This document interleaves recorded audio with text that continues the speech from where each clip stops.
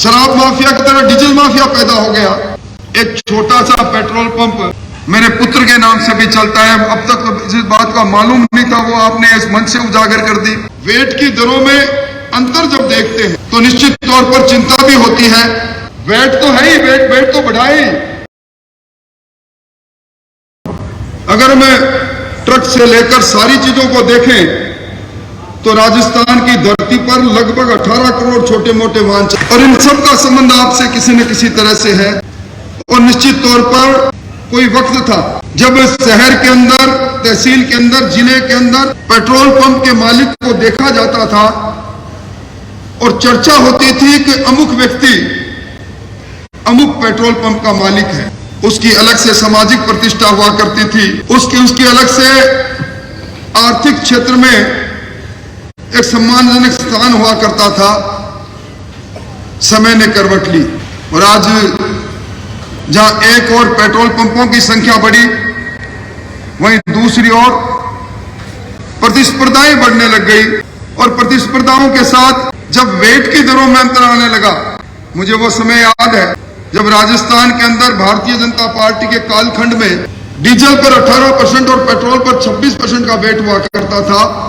राजस्थान की विधानसभा के उस समय हमारे शासन के आखिरी सत्र में, मैं कोई राजनीति नहीं कर रहा, पर बड़े जोर शोर से एक बात उठाई गई थी क्योंकि उसमें वेट का एक बिल इंट्रोड्यूस हो रहा था और ये कहा गया था कि राजस्थान में जो आज वेट है पेट्रोल और डीजल पर, और आज जो रोड सेस है ₹1.75 और ₹1.50, हम अगर शासन में आ गए तो हम कम करेंगे। और आज जब मैं वो आंकड़ा देखता हूं तो डीजल के अंदर और पेट्रोल के अंदर, पेट्रोल में 31%, 4% और डीजल में 19% से ज्यादा वेट है। और जब मैं उस घोषणा पत्र को याद करता हूं जिसमें कहा गया था कि हम जीएसटी के दायरे में लाएंगे, राजस्थान की विधानसभा में दर्जनों बार मैंने इस बात को उठाया, उस समय भी उठाया जब वैश्विक महामारी कोरोना और के बाद में भारत सरकार ने एक बार ड्रास्टिकली डीजल और पेट्रोल में वेट कम किया, स्पेशल एक्साइज ड्यूटी कम की, पर राजस्थान की सरकार ने नहीं की। आप के सामने है 4 बार अलग अलग समय में दरें बढ़ी है। तो निश्चित तौर पर मैं जिस जिले से आता हूं, अभी हमारे पूर्व चेयरमैन मुरली जी यहां विराजे हैं आपके डीलर एसोसिएशन के सदस्य के रूप में, वो यहां से सही कह रहे थे, हमारे यहां एक नया माफिया गजेंद्र सिंह जी पैदा हो गया।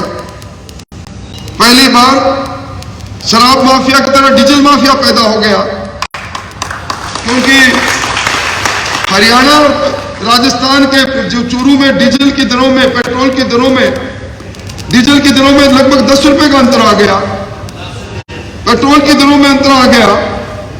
वहां से लोग पेट्रोल डीजल लेकर आते हैं और यह अनधिकृत रूप से उसको बेचने का काम करते हैं। यही हाल गंगानगर की हो गई, यही हाल बीनमाल की हो गई और निश्चित तौर पर हरियाणा, पंजाब, दिल्ली और गुजरात के अंदर जो हमारी सरहदों से लगे हुए हैं, वेट की दरों में अंतर जब देखते हैं तो निश्चित तौर पर चिंता भी होती है कि इन दरों के कारण से जिस प्रकार के माफिया पैदा होकर समाज के संतुलन को बिगाड़ रहे हैं, सब हमारी चिंता की बात है। निश्चित तौर पर आप सब लोग पधारे हैं, एक पीड़ा को लेकर आए हैं और एक पीड़ा का हल करने का काम तो गजेंद्र सिंह जी को जानते हो कितने प्रभावशाली है। आपके 6 साल से नहीं बढ़े डीलर कमीशन के बारे में, और मुझे बड़ा अच्छा लग रहा था, एक उत्तरदायित्वपूर्ण व्यक्ति इसी प्रकार का जवाब देता है। माला पहना रहे थे, साफा पहना रहे थे, गजेंद्र सिंह जी कह रहे थे कि एक एक माला, एक एक साफा मुझ पर यह भार डाल रहा है कि आपकी जो मांग है कमीशन की बनाने की, और मैं तो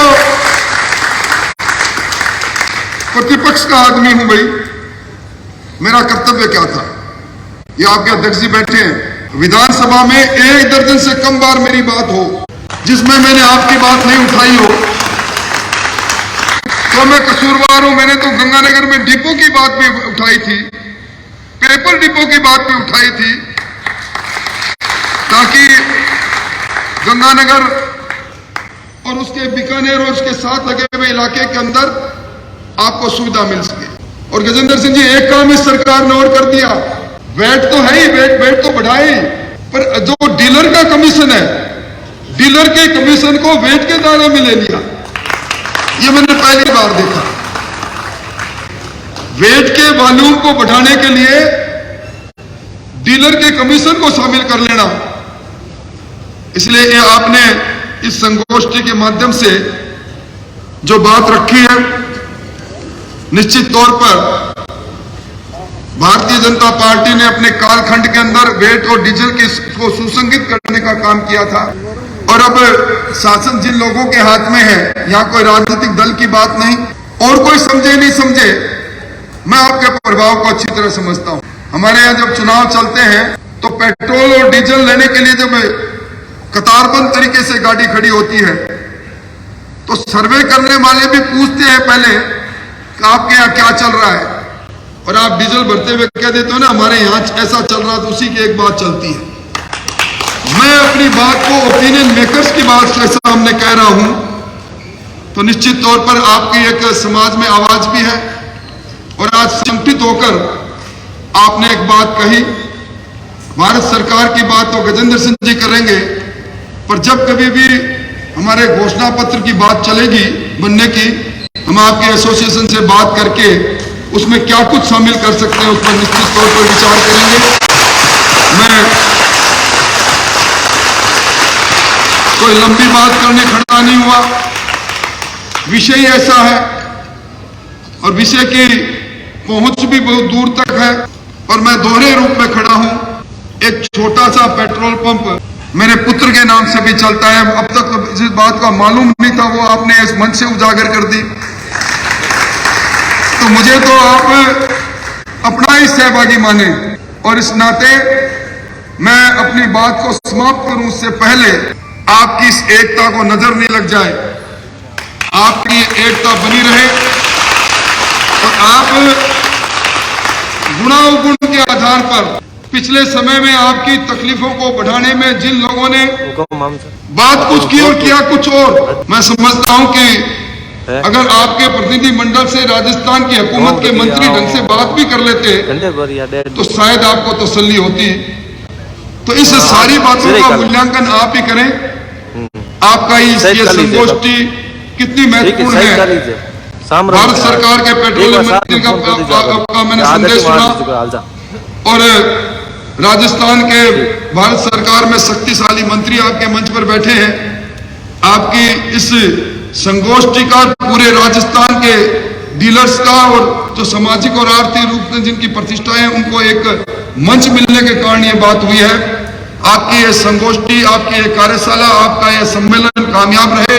ढेरों सारी शुभकामनाएं, फिर किसी मोड़ पर मिलेंगे। बहुत बहुत धन्यवाद।